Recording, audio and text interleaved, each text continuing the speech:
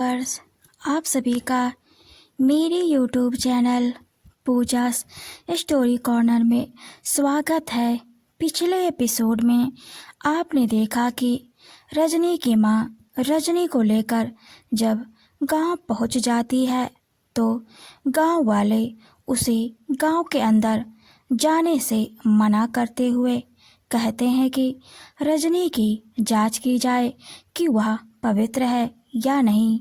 Novel में आगे बढ़ने से पहले एक ज़रूरी सूचना, अगर आप मेरी वीडियो पर पहली बार आए हैं तो आप मेरे इस YouTube channel Pooja's story corner को सब्सक्राइब, लाइक, कमेंट, शेयर ज़रूर करें ताकि इसके लास्ट पार्ट तक बने रहें। तो बढ़ते हैं बिना देरी किए अपनी novel when I first meet की ओर। तो नोवेल में आगे सुनते हैं। राघव घर के अंदर दाखिल हो जाता है। रुद्र सामने गेट पर कुर्सी लगाकर ही बैठा हुआ होता है। घर के अंदर जैसे ही राघव दरवाज़ा खोलता है, सामने रुद्र को कुर्सी पर बैठा देखकर अचंभित हो जाता है और बोलता है कि क्या हुआ सर, आप ऐसे क्यों बैठे हैं? सॉरी, मुझे लेट हो गया, मैं बच्चों के साथ था और आपको कोई काम है तो मुझे बताएं। रुद्र बोलता है, राघव तुम्हें क्या लगता है अगर मेरी अहाना को मुझसे छीन लेगा और बच्चों को छीन लेगा तो मैं तुझे कुछ नहीं बोलूँगा, मैं तुझसे दोस्ती निभाऊंगा। तू जैसा सोच रहा है ऐसा कुछ नहीं होने वाला है।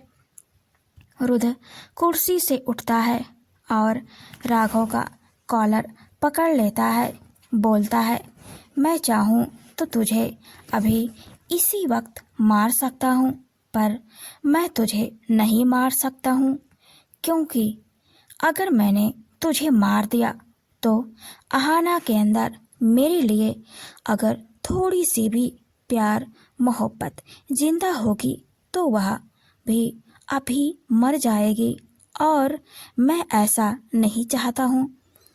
देखना एक दिन अहाना मेरी ही होगी। राघव रुद्र को प्यार से समझाने लगता है कि अहाना को वह प्यार नहीं करता है। अहाना खुद ही उससे प्यार करती है। वह सब बच्चों के लिए उसके साथ रहता है। रुद्र उसकी बातों में आ जाता है और बोलता है, अगर तुम अहाना से प्यार नहीं करते हो तो उसे छोड़ दो। राघव बोलता है, पर अहाना मुझसे प्यार करने लगी है तो अगर मैंने उसे छोड़ा तो बच्चों को भी छोड़ना पड़ेगा, पर मैं नहीं चाहता कि बच्चे मुझसे अलग हों। उधर शेखर रजनी की माँ को गौर से देख रहा होता है और उसके मन में कई सारे सवाल उठ रहे होते हैं। वे सब देवी के पास ही खड़े होते हैं। तभी अचानक बहुत सारे लोगों का उनके गांव पर हमला हो जाता है। गांव वाले अपनी जान बचाकर इधर उधर भागने लगते हैं। दाई समझ जाती है कि यह सब देवी का प्रकोप है। मैं भी यही चाहती थी कि गांव शमशान बन जाए। रजनी की माँ शेखर से बोलती है, रजनी को लेकर शहर की तरफ भागो। शेखर बोलता है, आंटी आप भी चलो। रजनी बोलती है, मैं माँ को छोड़कर नहीं जा सकती, माँ को भी लेकर जाना होगा, नहीं तो मैं नहीं जाऊंगी। हमें उन सभी गुंडों का सामना करना होगा। शेखर बोलता है कि इन सबको मैं पहचानता हूँ, यह सभी उस अर्जुन के भेजे गए गुंडे हैं और ये बहुत सारे हैं। उस अर्जुन ने ही बोला होगा कि जाकर गांव में यह सब करने के लिए रजनी की माँ बहुत ज़्यादा डर जाती है। वह बस बोलती हैं, रजनी को कैसे भी करके बचाओ। मैं गांव वालों को बचाने की कोशिश करती हूँ और मुझे कुछ भी हुआ तो उसे मत छोड़ना जिसकी वजह से ये सब हो रहा है। रजनी रोने लगती है। शेखर रजनी को जबरदस्ती कार में बैठाता है। शेखर कार को चलाने लगता है। अपने कार की स्पीड इतना तेज करता है कि उसके सामने आ रहे गुंडों को वह टक्कर मार देता है और उस गांव से बाहर बिना पलक झपकाए निकल जाता है। रजनी कार की खिड़की के शीशे से बस गांव को अंदर से ही देखे जा रही होती है। गांव में कई जगह पर उन गुंडों ने आग लगा दिया होता है। हर तरफ शोर शराबा कोहराम मचा हुआ होता है। एक गोली दाई को भी लग जाती है और दाई वहीं तुरंत जमीन पर गिर जाती हैं और वह मन में सोचती हैं कि एक दिन जब मेरी बेटी इस गांव में आई थी तो वह पवित्र थी। उससे बस यही गलती हुई थी कि वह अपने किसी दोस्त के साथ एक रात इस गांव से बाहर रहने के लिए चली गई। इन गांव वालों ने कहा कि वह किसी लड़के के साथ पास में थी। इन सब ने उसे इस गांव से बाहर जंगल में छोड़ दिया और अगले दिन मुझे पता चला कि मेरी बेटी को मार डाला गया है। मुझे यह बताया गया था कि तुम्हारी बेटी को हम दूर कहीं छोड़ आए हैं, वहाँ पर वह खुश है। आए दिन मुखिया मुझे एक लेटर देता रहता था, बोलता था कि यह तुम्हारी बेटी ने लिखा है। पर एक दिन जब मैं उसके घर थी, उससे मुझे कुछ काम था। उस समय उसकी बेटी फ़ोन पर बात कर रही थी उससे, तो उसने अपनी बेटी से कहा था कि नहीं, तुमको इस गांव में नहीं आना है क्योंकि अब तुम्हारी शादी हो गई है। उस दाई की लड़की को हमें मारना पड़ा था, नहीं तो हमारे गांव में तबाही आ जाती। पर उस लड़की ने बताया था कि पिताजी, दाई की लड़की उस दिन मेरे साथ थी।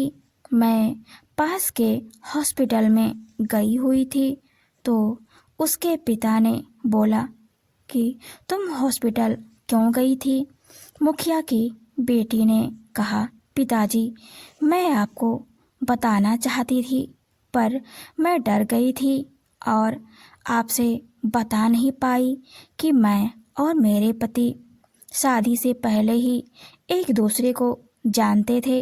उस समय मेरे पति की माँ की तबीयत बहुत ज़्यादा खराब थी तो मैं और दाई की लड़की के साथ हॉस्पिटल गई क्योंकि वह मेरी बहुत अच्छी दोस्त थी। मुझे उसके मरने का बहुत ज़्यादा दुख है कि मैं आपसे यह भी नहीं बता पाई कि वह हमेशा से ही पवित्र थी। उसने कुछ भी नहीं किया ऐसा जिसकी वजह से गांव में कोई भी मुसीबत आ जाए। मुखिया सोच में पड़ जाता है और बोलता है, हमसे बहुत बड़ी गलती हो गई है और इसके बारे में तुमको किसी को भी नहीं बताना है। अगर किसी के कानों कान यह खबर गई तो सारा इल्ज़ाम मुझ पर आ जाएगा क्योंकि मैं ही इस गांव का मुखिया हूँ। असली निर्णय सिर्फ मेरा होता है। उसकी बेटी बोलती है, ठीक है, मैं यह बात छिपा कर रखूँगी। यह सब दाई ने सुन लिया था जब वह मुखिया के घर में थी उस समय वह मुखिया से मिलने ही आई थी। यह सुनते ही वह मुखिया के घर से चली जाती है और अपने घर में बहुत सारे प्लान करने लगते हैं कि मुखिया को और उसके इस बनाए हुए रीति रिवाज को कैसे नाश करना है।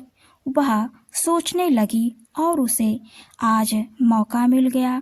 जब उसने रजनी को चेक किया कि रजनी पवित्र नहीं है तो सबसे झूठ बोला कि रजनी पवित्र है ताकि इस गांव का सर्वनाश हो जाए।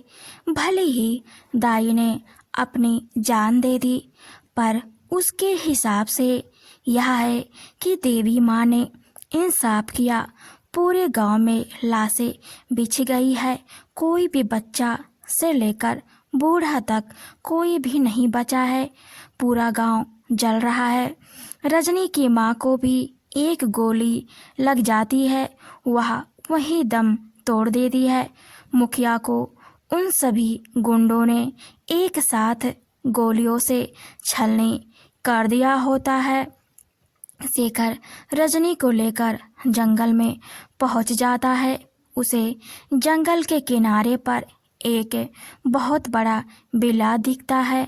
वह सोच में पड़ जाता है कि ऐसे सुनसान जगह पर यह किसका बिल्ला हो सकता है। वह सोचता है कि अगर मैं रजनी को इस बिल्ला में छोड़ दूं तो शायद उसकी जान बच जाए। यह सोचकर वह बिल्ला की तरफ रवाना हो जाता है। रजनी रोते रोते बेहोश हो चुकी होती है। कार में शेखर बिल्ला के सामने कार लाकर खड़ा कर देता है और गेट पर आवाज़ लगाने लगता है। माखनलाल बिल्ला से निकलकर गेट की ओर जाता है तो देखता है एक कार उसके गेट के सामने खड़ी हुई है। तो वह गेट के पास एक लड़के को भी देखता है और बोलता है, क्या हुआ, कोई काम है क्या? तो शेखर बोलता है, अंकल मुझे आपकी एक हेल्प चाहिए। माखनलाल शेखर के पास आता है। रात के वक्त में भी माखनलाल शेखर को पहचान नहीं पाते हैं पर शेखर माखनलाल को पहचान लेता है। माखनलाल बोलता है कि तुम कौन हो? शेखर बोलता है, अंकल आप वही हैं जो अर्जुन सर के पास फूल देने गए थे अपनी बेटी के साथ, है ना? माखनलाल चौंक जाता है कि इसे कैसे पता, कहीं इसको रुद्र ने तो नहीं भेजा है। शेखर बोलता है, आप ज़्यादा ना सोचे, मैं बहुत ज़्यादा मुसीबत में हूँ, मुझे आपसे कुछ बात करनी है। माखनलाल शेखर से बोलता है, तुमको क्या बात करनी है? रात काफ़ी ज़्यादा हो गई, सब सो रहे हैं और मैं भी बस सोने ही वाला था, पर इतनी रात को तुम यहाँ पर क्या कर रहे हो? शेखर बोलता है, मेरे साथ आइए। माखनलाल शेखर को साथ कार की ओर चल देता है और शेखर कार का विंडो खोलता है और रजनी को कार से बाहर निकालता है और अपनी गोद में उठा लेता है और बोलता है, यह वही लड़की है जिसकी शादी में आप फूल लगाने आए थे। यह बहुत मुसीबत में है, आप कुछ दिन के लिए इसे अपने घर में जगह दे सकते हैं क्या? माखनलाल सोच में पड़ जाता है कि अब मैं क्या करूं, यह तो बड़ी मुसीबत है, मना करूं या आने दूं, कुछ समझ में नहीं आता है। शेखर बोलता है, अगर आपने इसको अंदर नहीं जाने दिया तो इसको अर्जुन मार देगा। वह अर्जुन पूरे गांव वालों को मार चुका है। बस ये लड़की उस गांव में अकेली बची है। मुझे उसकी माँ ने बोला कि मैं इसको लेकर यहाँ से चला जाऊँ, तो मैं उसे वहाँ से लेकर चला आया और तभी मुझे आपका यह बिला दिखा, तो मैं यहाँ चला आया। माखनलाल बोलता है, ठीक है, अंदर लेकर चलो। माखनलाल उसे गेस्ट रूम की तरफ इशारा करता है और शेखर रजनी को लेकर गेस्ट रूम की तरफ चल देता है और उसे बेड पर लिटा देता है। शेखर माखनलाल से बोलता है, अंकल, मैं आपका ये एहसान ज़िंदगी भर नहीं भूल सकता हूँ। मैं अभी जा रहा हूँ। कोई भी अगर पूछने आए कि रजनी कहाँ है तो प्लीज़ किसी को भी मत बताइएगा। माखनलाल सिर हिला देता है। शेखर वहाँ से चला जाता है और माखनलाल गेट बंद कर देता है और अपने रूम में आकर सो जाता है। उधर रुद्र गहरी नींद में होता है। उसने अपना मोबाइल साइलेंट कर दिया होता है। उसके पास वही सभी गुंडे कॉल कर रहे होते हैं कि उन्होंने आपके बताए गए काम को पूरा कर लिया, पर वह तो चैन की नींद सो रहा होता है। उसे बस अहाना को पाना है, उसके अलावा उसे कुछ भी नज़र नहीं आता है। उसे जब पता चला कि राघव बस बच्चों को प्यार करता है, अहाना से वह प्यार नहीं करता, तो अब वह अहाना को पाने के फिराक में है। इसलिए उसे अब किसी प्रकार की कोई चिंता नहीं है।